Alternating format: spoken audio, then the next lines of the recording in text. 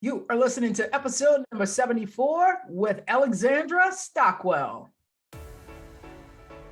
If you're someone who wants to make major changes in their life, someone who wants to achieve their goals, or maybe you're someone who knows this is not as good as it gets, but you have no idea where to start, on the Reinvent You podcast, we explore different types of people, their successes and failures, and how they reinvented themselves to create the life they love. It's our hope that from hearing their stories, that you too may have more insight into what it takes to build a life that you envision for yourself. Here to help you do that is performance and life coach Travia Stewart. My guest on the Reinvent You podcast today is Alexandra Stockwell, MD.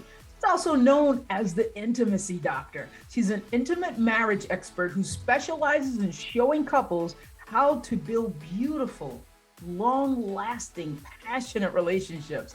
She's the best-selling author of Uncompromising Intimacy, and she also is the host of the highly acclaimed The Marriage Podcast.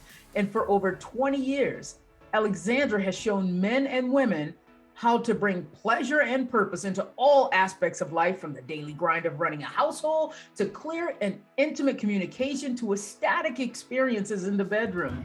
A wife of 25 years and a mother of 4, Alexandra believes the key to passion and fulfillment, intimacy, and success, well, it isn't compromise. It's being unwilling to compromise, because when both people feel free to be themselves and know how to love and be loved for exactly who they are, the relationship is juicy and nourishing and deeply satisfying. Alexandra has been featured in the Huffington Post, Rolling Stones, USA Today, Cosmopolitan, Business Insider, Thriveglobal, Fox News, New York City, and many other publications. You guys, I know I say it every episode, but you really don't want to miss a moment of this podcast. All right, my Reinvent You peeps, joining me today to talk about one of my absolute favorite topics on the face of this earth is love and connection, which is my top value, my top human need, relationships and intimacy and all those things that I think we were put on this earth to do. So joining me is my expert guest, Miss Alexandra Stockwell. Alexandra, thank you so much for joining me today, and welcome to the Reinvent You podcast. Thank you so much, Travia. I just love the topic of your show, and I'm really excited to get into it with you. Perfect. So this is, the perfect time to jump right into the reinvention, right? Because I read that you stopped practicing medicine to become a luxury love and intimacy mentor. Right? What was the motivation? Right. Yeah, what is that? Tell us about that journey of reinventing yourself from an MD to a love mentor.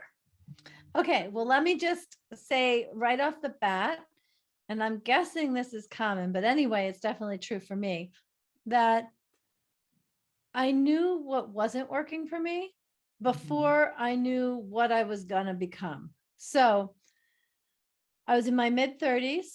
I was married to my husband. I still am. We've been married for 25 years. We were married. We had 3 of our 4 children.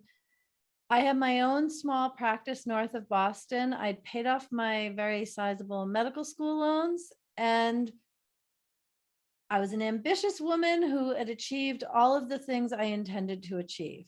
Right. And I thought I would feel gratified and excited to live another 3-4 decades in just this way. Yeah. Sure, my kids would get older, but basically all of my ambitions were achieved, other than to keep going further in the directions I'd already accomplished.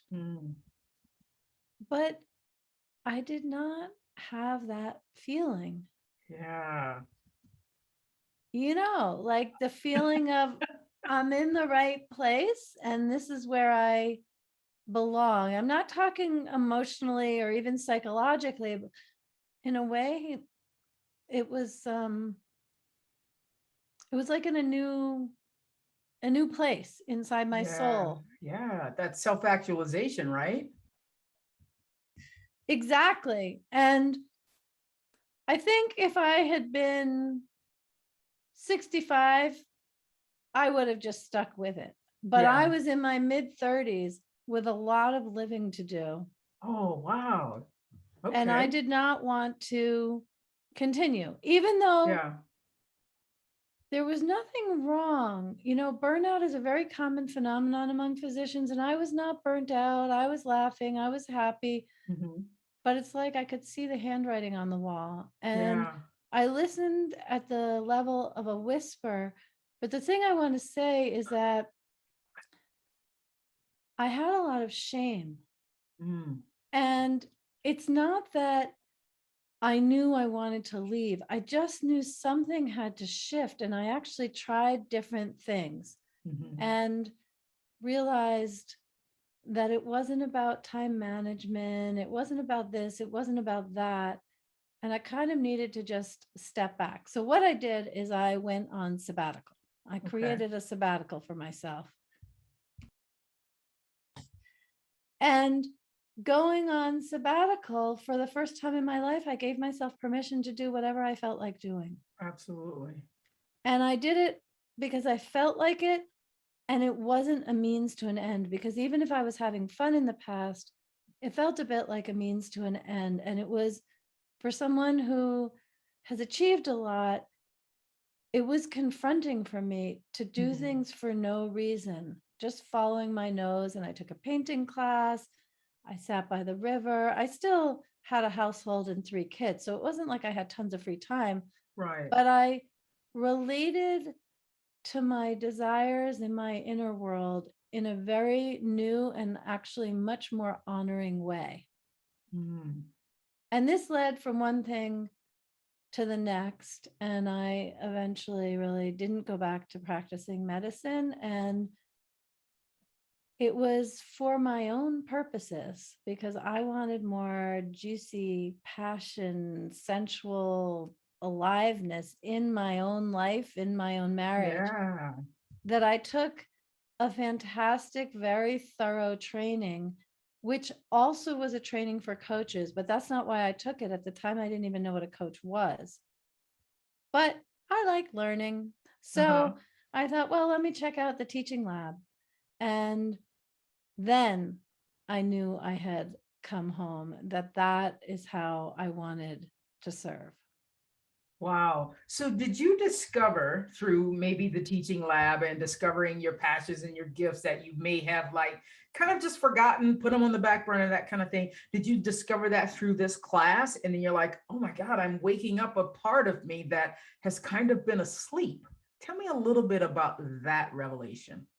You know, I really relate to how you describe it, but it's not quite how it was for me. It's Okay. more that I was alive, devoted to my own growth and evolution, Mhm. and really motivated to serve others and facilitate healing and transformation. And that the container for doing that, the container of practicing medicine, wasn't actually the best fit, although my Mm. intentions were still very much present. Right. And in coaching, I felt like it was actually the better context for the truth in my heart that I had tried to achieve through practicing medicine. And let me just say, I liked practicing medicine Right. and I have no regrets. Like, I am so glad that I have that training and that expertise. But then I wanted to go deeper and into more nuanced realms and more personal realms, I'll say, where there isn't a lot of evidence-based medicine to guide practice. And yet, these are the things that are so important in determining the quality of people's lives Mhm. before, like, you could say that as a relationship and intimacy coach, I'm doing flat out preventative medicine. Right. Yeah, that makes sense. Absolutely. Wow. So how do you, you're an MD, how long have you been married? 25 years. 25. Wow. Is that the silver anniversary? You know, well, that just shows you I have a lot of expertise, but not in my Ann Landers or Martha There you Stewart. go. Yeah. We had a really beautiful celebration, just the two of us during Yeah. the pandemic, but I don't actually know. Okay. Because I was thinking for some reason 25, I think, is the silver, and maybe 50 is like the gold Yeah, I anniversary. think that, Yeah. but I don't have certainty. So Yeah, yes. neither do I. That's why I was asking you. So I'm assuming that people who actually click and listen to this full episode, and this is assuming a lot, are people who are like, ooh, how can I find, a hotter fire in my relationship? How can I, maybe we're on the rocks, maybe on the verge of divorce. And so where do you begin your work with your clients who come to you? Are they already in trouble? You said it's a preventive, is it preventive? Like, have they been diagnosed as pre-diabetic and now you are helping them not to become diabetic? That's such a fun way to ask the question. So my clients in large part are self-selecting, and what they have in common is being motivated to put time and attention into experiencing a much better relationship. So sometimes it Mm. takes people fighting more, really experiencing disconnection and disruption to motivate them. Mhm. But let me say, there is so much when things are basically okay Yeah. and people want to expand beyond what they've known in their families, what they've seen in celebrities. Like, we really don't have a lot of role models of long lasting, really fabulous, passionate, dynamic relationships. Yeah. And so clients definitely seek me out because I have a roadmap for that. And they don't even really necessarily know what that destination looks like. And so that's part of the fun. But in terms of where I start with them, Mhm. typically people are so trapped in their own perspective that one of the most important things is that through our conversation, they see all these new vistas that are genuinely available. To tie it really into the context of this podcast, reinvention is always available within relationship. But I think it's an area that, because it's you and another person, it can feel hopeless and stuck. So one of the things for people who are in more desperate circumstances, or more challenging circumstances is a more honest word, one of the main things they come away with from our very first conversation is hope. Okay. Nice. So do you think people, so I'm trying to get a sense of making sense and how that fits into like my life, So is it that you are looking at this version of the Hollywood couple that we don't have many examples of?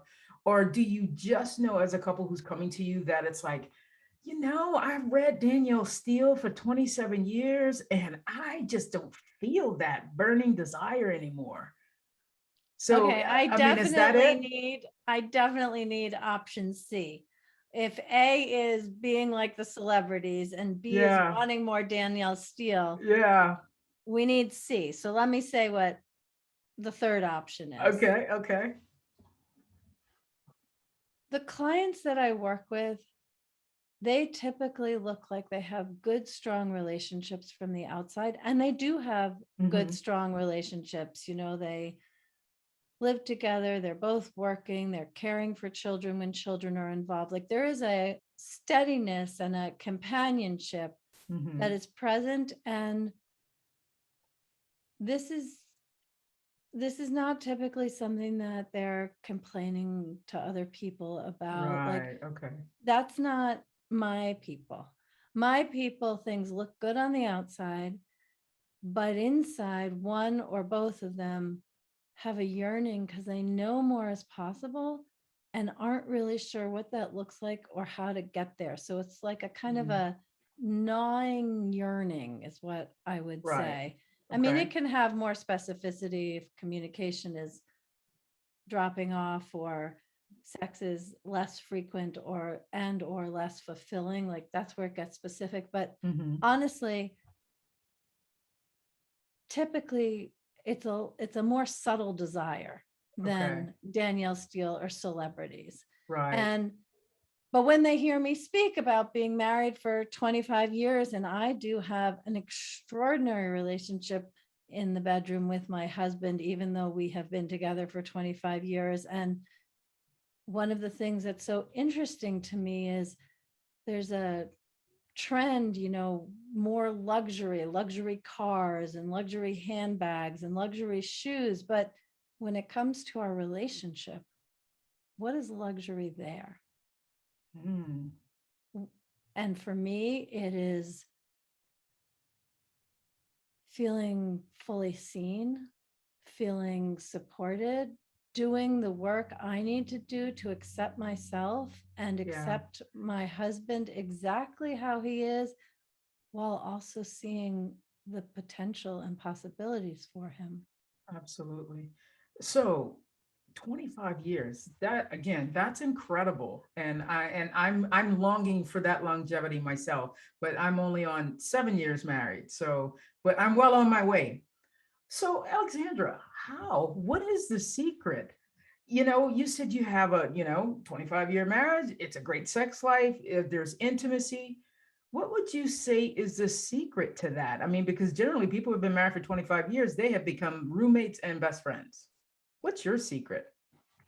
Okay, there are two secrets. Ooh, I like more than one.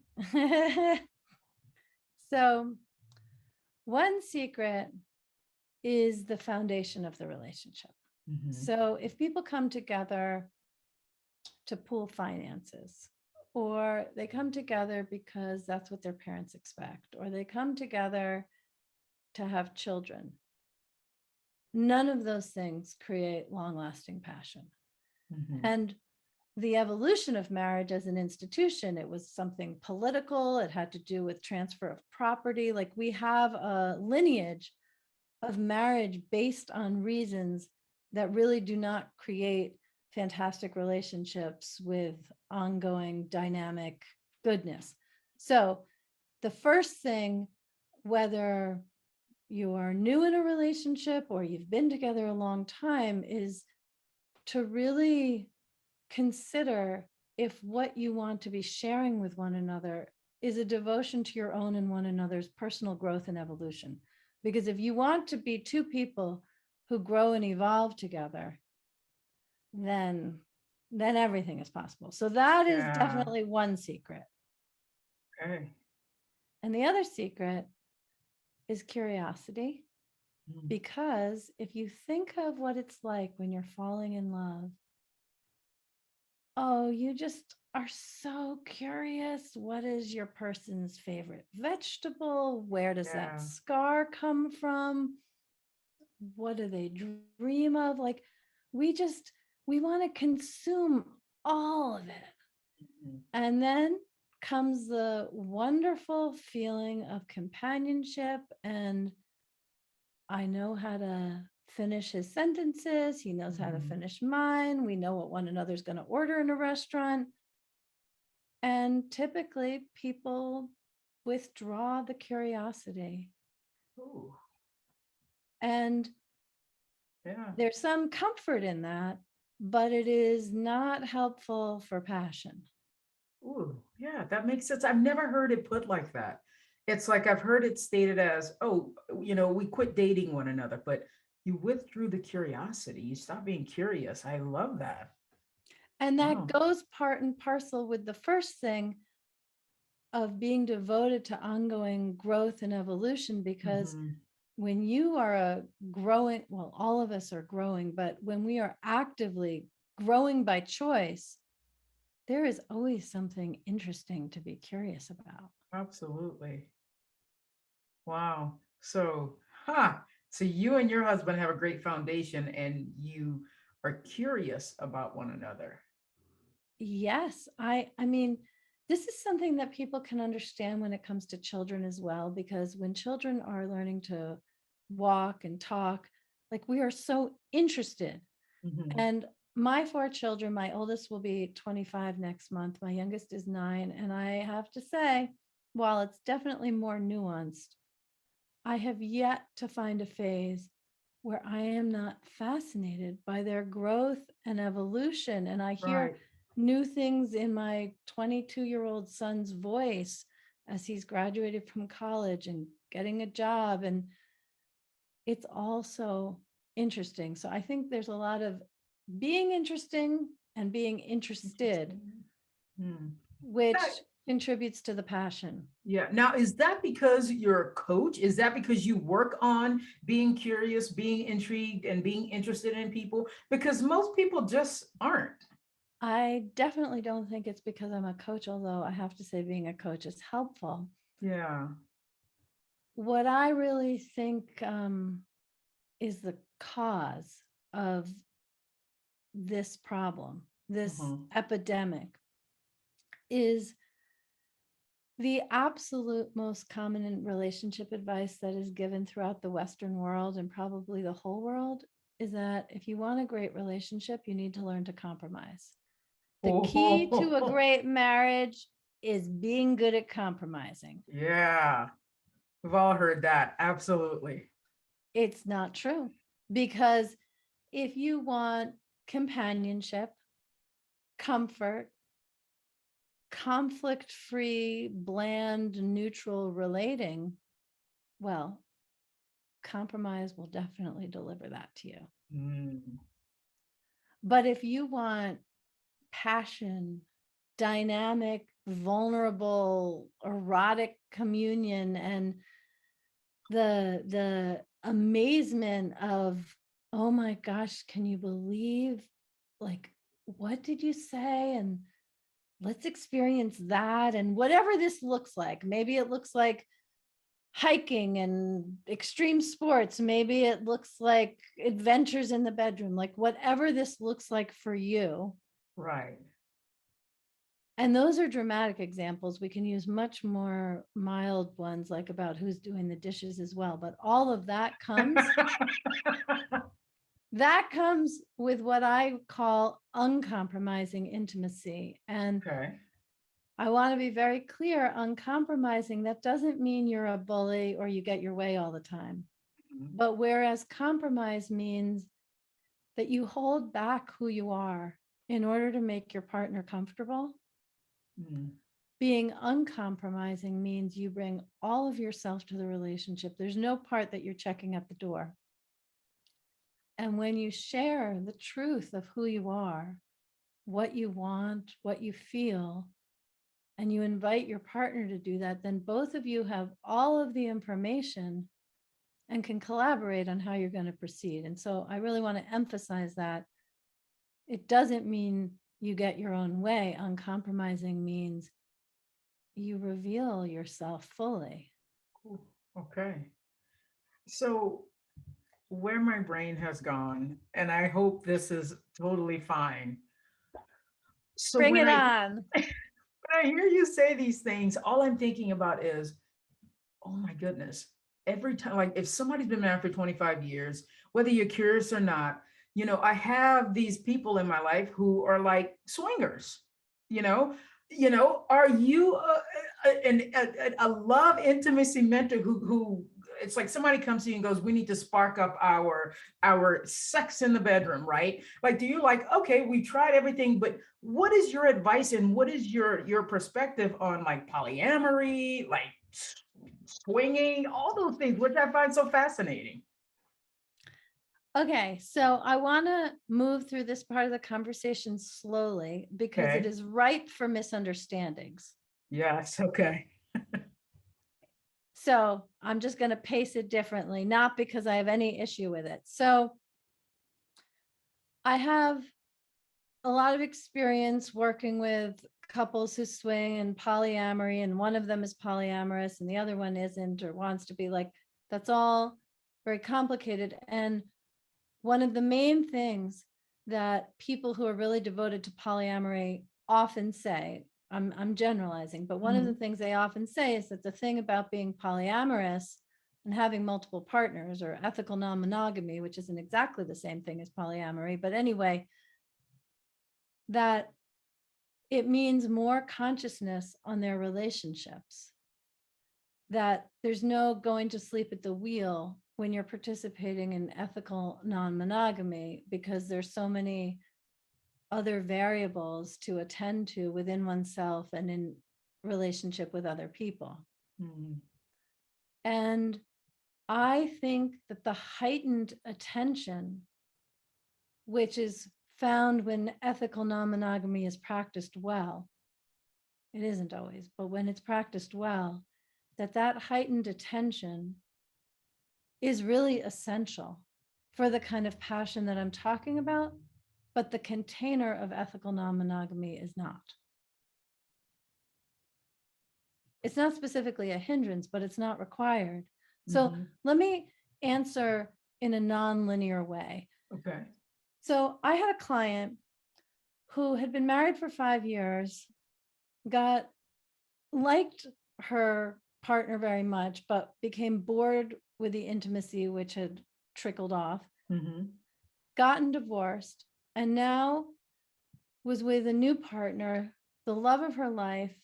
They had been together for 5 years when I coached them.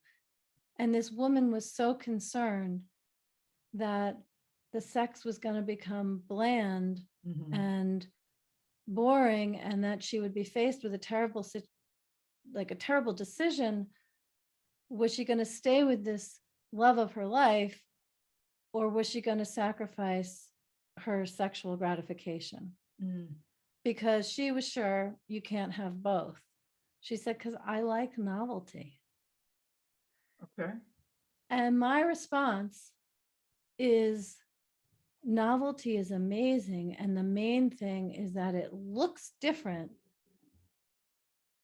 10, 20, 30 years into marriage than at the very beginning. At the very beginning of a relationship, novelty, like, I don't need to define that, it's Mhm. new places, new positions, there's variety and new experiences to be had. So 25 years into a marriage, there's not a lot of new territory of my husband's body or mine. I mean, it changes with age, but basically there isn't a lot of novelty in the traditional sense available. But what Right. novelty looks like is we are so attuned to one another's bodies and our own bodies. It's like basically about to describe mindfulness in the bedroom, where Mm. we are each so embodied and have cultivated the capacity to be so that novelty is a micro adjustment during sex that suddenly opens up a whole new landscape of sensation and a whole new erotic experience. That's what novelty looks like. So if it's being filmed by a porn videographer, it would look like nothing has happened necessarily, because it's really a shift in attention. It's a micro adjustment. It's nothing dramatic. But then we are having an experience that we have never had before. So it comes with more embodiment, more attention, and more honesty, Okay. which is very different than swinging. Yes. I guess, That yes, it is. swinging creates novelty in the traditional sense that is available at the beginning of a relationship. Right. So, how do you, or what would be your advice for someone who wants to create mindfulness in the bedroom, like during those intimate moments? How can they put that into practice? It's such a good question. And for anyone who's listening to the podcast and not seeing us, I just want to convey how fun it is to see these topics as they move across your face, as you're considering what I'm saying with so much depth and respect, and kind of creating a jigsaw puzzle in your mind of how this all fits together. I feel really honored to be heard and responded to by you, really. So I Oh, wanted to thank you. share that with anyone who's only listening. Thank you so much. So for somebody who wants to develop what we're calling mindfulness in the bedroom, the very first place to start is to pay attention to how you feel. It's not something that involves your partner at all. So we are in the habit of having so many rote experiences which function in a numbing way. So to have, like, to move towards the kind of sex that I'm describing, the way it starts is if you have a skincare routine and you get up in the morning, that instead of washing your face as though it's a kitchen counter you're rubbing, I don't mean because you're rubbing it vigorously, but like you're just washing your face while you're thinking about something else, to instead put your hand on your face and caress it and feel what your hand is feeling and feel your face. And Hey. go ahead. What were you thinking? No, I'm doing that right now as you say it. I was like, oh my God, I think that would make such a difference because I do that. I just wash my face. But keep going. You keep going. Oh my goodness. Yeah, but like this needs to be functional, right?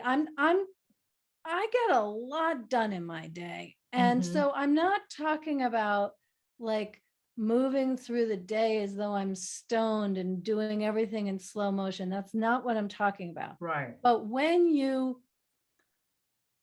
give yourself the time to cultivate this kind of practice, it does not actually take any longer to wash your face, but afterwards, you feel very different than if you've treated your body as just a thing to clean, as opposed to having it be an alive, sensual experience. Same thing with like eating or pouring your morning coffee. I had a client who really didn't have access to pleasure in the bedroom. She had 3 children. She'd had sex, but she really, it wasn't, she was disconnected from the experience of pleasure. And with her, the place to start was to pick her favorite mug, and because she loves coffee, and to pay attention to the coffee coming out of the coffee pot, enjoy the flow and let the aroma fill her, and really take the time to enjoy it. So I think I'm giving you a sense of really savoring the sense experience that Yeah. you are having. So this isn't really something that you can do that well, let's say while you're driving, but there are enough moments in everyone's day where this is the case. So this is foundational. And now, should we turn it up a notch? Let's do it. Let's do it. Absolutely. Okay. Red So hot. awesome. So in my worldview, in long-term relationship, anything which isn't sex functions as foreplay. And what I mean by that is that everything brings you a little closer together or a little bit further apart. And they can be micro adjustments, but it's either creating connection or eroding connection. So Right. if I go to my husband, he's a physician and he leaves the house to go to work most mornings. He could just leave and I don't say anything. That's certainly what has happened for us and is a common occurrence in many households. Or I could say, bye, bye. You know, we're like acknowledging it. Absolutely. We can do a peck on the cheek heading out the door. Or even though he's got all his stuff together and is focused on getting to work, we can each take the 4 seconds, 2 seconds, and have a kiss which feels like a kiss. I'm not talking about a big old makeout before he leaves for work. That's always possible, but excuse me. I'm talking about bringing my full attention to the moment and his bringing his full attention to the moment and having it feel connected, Mhm. juicy, creates a little sparkle. And we're both looking forward to seeing one another that evening in Yeah. a way that doesn't happen when it's just a thing on the to-do list, like anything else which is mundane. Mhm. So that's the turning it up the next notch, is having each interaction that we have be very intentional, not 24/7, but a whole lot more than most people generally have. Mhm. Wow, that makes so much sense. Yeah, there's a difference in like the peck on the cheek or just being intentional because that's your partner. I love that. Wow. What do you think? And as we continue to uncover and unpeel, what do you think is the biggest reason why some people get to a part of the point of, you know, maybe, without, because I know curiosity kind of helps with that as well, but what do you think is the main reason why relationships just fail, altogether? Like they're ready for divorce. What do you think that reason is? Okay, well, this is what I think, what I see. I have great conviction in my answer, and that is that we all emerge from childhood with various gifts and opportunities and wounding. Mm-hmm. And we pick our partner for whatever wonderful qualities they have, and because they invariably, often in ways we don't see at first, they invariably are the perfect activator for our childhood wounds to Mm, come up again. So when the right. childhood wounding happens or is reactivated, then if we don't work through that, it becomes unbearable. Mm, If we do work through that, our partner is the most exquisite catalyst for our wholeness. And I want to give a very specific story about how this works. okay. So I had there's a couple that I worked with. They had a wonderful relationship by all measures, except that on Saturday mornings, they always fought. And the fight was, he was kind of my examples are very heteronormative that happened to come up today, but these are the people coming into my mind. This all Mhm. applies across all relationship flavors. And so, anyway, there he was, a kind of a peaceful guy. And he worked hard. And Saturday mornings, he liked to put his feet up and just read for a while.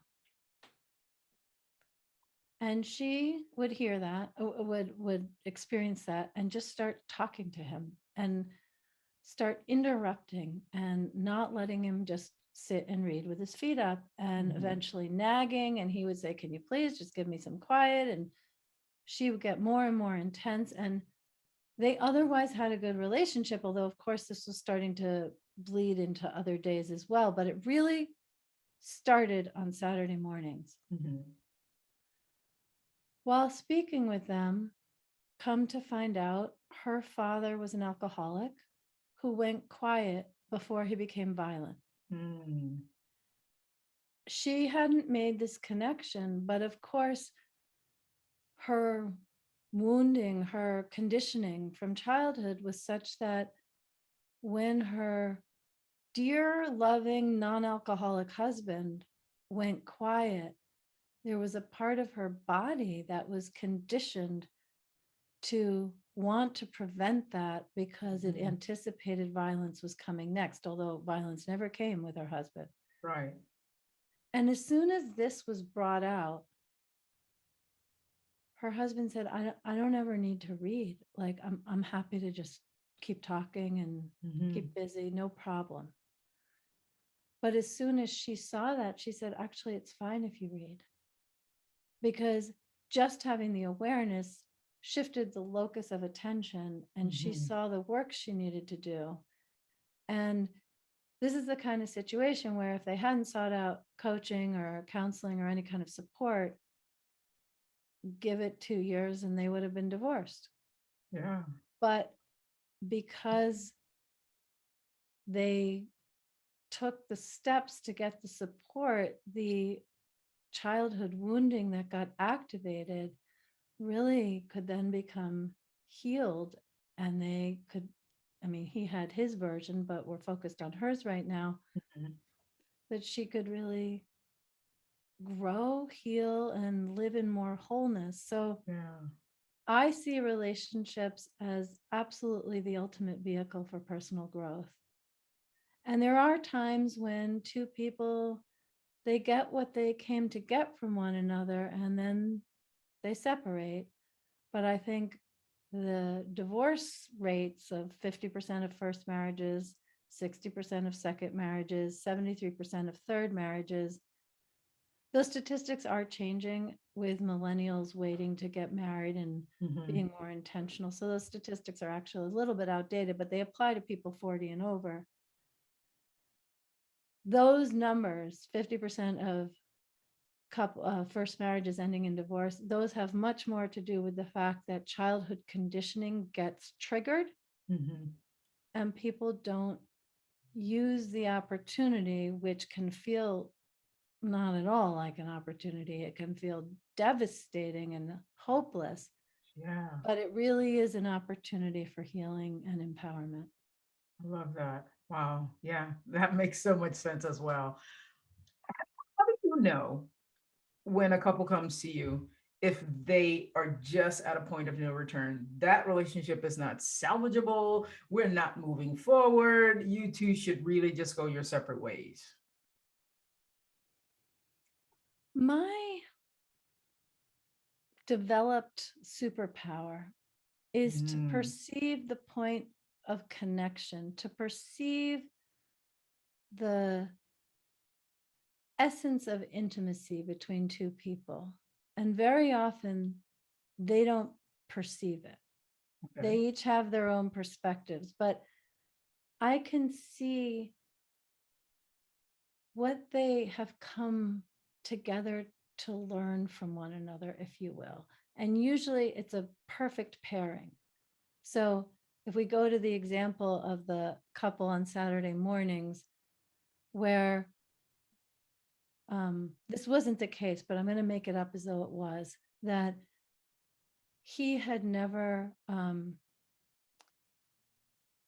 his voice had never been heard in childhood, let's just say. And Mhm. so this whole thing that happened with her allowed him to honor his own needs more deeply. Let's just say something like that, where their wounding and the context in each of them was very dissimilar, and yet they Mhm. were perfectly paired. And I find that any couple that I'm talking to, there's something of that sort, which they haven't seen, but once they see, they can then work it through. So I don't mean to avoid your question, but having begun in this way, very often when people want to stay together, they just have no idea how. I can absolutely help them with that. Yeah. When people don't want to be together, or one of them doesn't, what I always say is use the interactions with one another to grow and heal as much as you possibly can, or you're just going to end up in another relationship after you end this one where everything can look completely different. It can be in a different country, like it can be completely different, but you're still who you are, and you still have the stuck energy and the wounding and the limiting beliefs that need Mhm. transformation. So why not use this container, this relationship, to go as far as you can? Right. So you don't just go into another relationship and repeat that. Exactly. So I'm not in a, like with the people who seek me out, I'm not saying to them, there's no hope. Mhm. I might be thinking divorce is likely, but I'm going to give them everything I can to use the relationship for individual healing to the Mm. absolute extent possible, and then they can divorce as they choose. Got it. Got it. So, Alexandra, do you incorporate the five love languages? I love that. How do you use that? Are you an advocate for that? Yes and no. I don't have Ooh, simple answers. So yes and no. Okay. yes and no. So I do love the five love languages. Mhm. And I think it's very important to be aware of the principle and what your love language is and what your partner's love language is, for sure. And especially if there's conflict, the five love languages are such a beautiful way to shift perspective and reconnect. Mhm. However, in talking about the kind of long lasting, passionate relationship that I was describing earlier, Yeah. I think the five love languages are just the beginning, because where I am now, I aspire to truly feel loved no matter which love language my husband is speaking. Mhm. And to be able to express my love to him in a way that is gratifying and comprehensive and feels really good to me in any of the love languages. So I think they are so helpful for getting back on track. And then I'm all about full spectrum living, broadening all the different ways that we can really receive and feel love Yeah. and express and give it. So there's my yes and no. What do you think Okay. of that? I get it. I understand what you're saying because my partner really likes acts of service. Well, and I go, what? I want to touch. I want, words of affirmation. I just want affection. So that's the way I want to receive it, but that's also how I want to show it. But that's not how she receives it, kind of. Sometimes she just, okay, this is a lie, Alexandra. But sometimes she goes, "Oh, you're just like a man. That's all you think about." So, when I think about the loving, I was like, okay, then turn that off and then just go and do the act of service kind of thing. Right? Right. So, what would be so incredible, because you're obviously a very intentional, dynamic woman, and I presume you're with a partner that one could say the same thing about. Yes. What would be so amazing, instead of a physical touch, for this is actually the edgiest one to do this on, so I'll just go for it, but it Okay. is much easier with the others Mhm. because physical touch can be so confronting, especially if you don't feel like it. Right. But instead of saying, oh, you're just like a man, you just want physical touch, to really, for her to do the inner work and open so that the physical touch feels loving to Mm. her, that it is a way for her to experience love, which might mean asking you to touch in a particular way, which is different than you are. Like, we're not talking about touch without consent. Right. And likewise, that you can broaden your humanity enough to feel like acts of service is a fantastic vehicle through which Mhm. you pour your love, because that is very different than just doing it for Absolutely. her, but really physical touch is what love feels like to you. But Yeah. when you can feel love in doing the acts of service, you're the one who grows and becomes more aware and more refined in your being human. Mhm. And yes, she gets love too, but it's not, yeah. So what do you think of that? I think it makes so much sense. And so, when I sit back and I listen to you say it, I'm like, oh yeah, I could totally do that. And I feel like I'm doing that, but not really. I'm not really doing that. But I could take it up a notch and really do that. That's so true. I'm Right, because hanging, when I'm hanging on every word that you're saying here. that is so great. I love that. Because if you're doing acts of service in a way that feels like fulfilling a role, Hmm. it's like you love her, so you're gonna play the role of acts of service so that she can feel the love you have. Right. That is a great way to go when emerging from conflict. But at the level that you're at and the level of this conversation right now, to actually like check yourself. Maybe there are certain acts of service that are easier to be a conduit of love, or maybe you'll have a very interesting inquiry like, did people do things for you when you were a child? And were they actually more loving to you than you realized? Mm-hmm. Now that you can orient in this way, or was something missing? Like I'm making things up, but there is always Yeah. more self-awareness to be had, because I really believe that in our most evolved and enlightened state, and being in relationship and navigating the challenges helps us get there if we take the invitation, Mm-hmm. we can be more loving, period. Wow.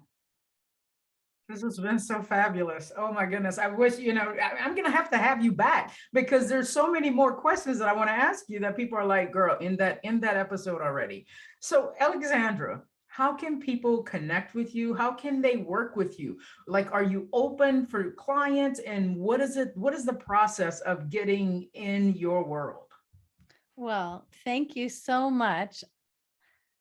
AlexandraStockwell.com is my website, and I have a lot of different ways of learning from me there. My book called Uncompromising Intimacy, which has a lot of tips and tools to make it really something that you can apply. I have programs to do on your own, programs to do with me coaching. So I think the best thing is really to go to alexandrastockwell.com and by all means, fill out the contact form there and let me know you're interested in having a conversation. I also have a free Facebook group, which is another place to connect with me. It's called The Intimate Yeah. Marriage, but alexandrastockwell.com is the place to go. Wow. Thank you so much. I could sit and talk to you on this subject for the rest of the day. I mean, I just think love and connection is my top human need. When COVID happened and we were stuck inside, I was like, I just want to go out there, wherever out there was, right? Just not in a house, just out there somewhere. And I just think that's the reason why we're put on this earth, was so that we can connect with other people, right? And so I love that you and I have shared this space. And I thank you so much for everything that you've shared. And I mean, I have learned a ton today, a ton. So thank you so much for the gifts that you've poured into this episode. And I know that people are going to get, I can think of 6 people right now who are going to get something from this episode, at least 6. Well, thank you so much for saying that. It's really been a pleasure speaking with you. And because love and connection is your love language, I want to say that I really felt the connection in how you listened, which I named before, but also in the questions. Like I think that this conversation is a really lovely example of what curiosity and connection creates. You and I were not old familiar people to one Yeah, another, but you know what? If we talked once a week for 30 years, in 30 years we'd have a conversation just like this too, because we're both bringing this attention and adjusting to the connection as it grows between us. So yeah, thank you for that. absolutely. Thank you. You should also be a voice actor for romance books, novels. Okay, I'll consider it. I did the Audible for my book, Oh, and yes. it actually is one of the hardest things I've ever done. And I'll tell Really? you, yes, because I'm a doctor. I've worked 36-hour shifts. I have 4 children. I know how to push myself. Hmm. And when it comes to the voice, you can't push it and create good results. And so I had to take more pauses Mm, than in anything else I've ever done. It is a great therapy for an overachiever. yeah, got it. But when I listen to you talk, and especially if we're talking, and this is a lot. But when you were talking about the sexual parts, I was like, that's the first thing I thought. I was like, oh my God, she should be the voice of some of these hot and heavy romance novels, because, I'm like, phew, whew, I turn it down here. So I love that. I love that. And so I hope you take that as a compliment, the way I meant Oh, it. I totally do. Good. What I take it as is authenticity. There you go. Absolutely. Absolutely. So, Alexandra, thank you so much. This has been the absolute highlight of my day today. Thank you. It's really a pleasure to know you. Absolutely. Thank you so much for listening to the podcast. If you're finding value in these podcasts, I would love it if you would share it with other people that you think would find value. And then also, if you've ever had that voice, that little subtle voice that's like a whisper in your ear going, is this all there is? How can I receive more fulfillment in my life? How can I reach that level of really knowing and feeling 100% that this is what I was put on this earth to do. This is what I was created and made for. I would love it if you would go to tradeviewstewart.com, fill out the contact sheet, and we can have a conversation to see how can we jumpstart you right now to getting you on the path for creating your more.